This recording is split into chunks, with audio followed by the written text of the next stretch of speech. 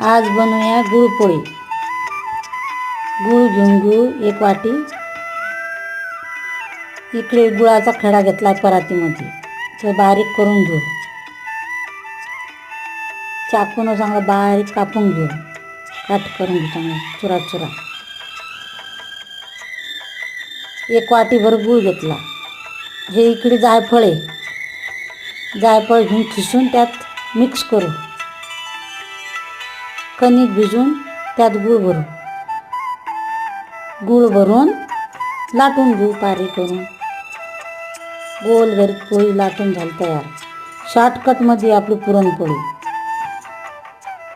Subscribe करा, like करा. तूप टाकून चांगली भाजून घेऊ. पोळी खाण्यासाठी लेकरांना करून खाऊ घाला थंडीची.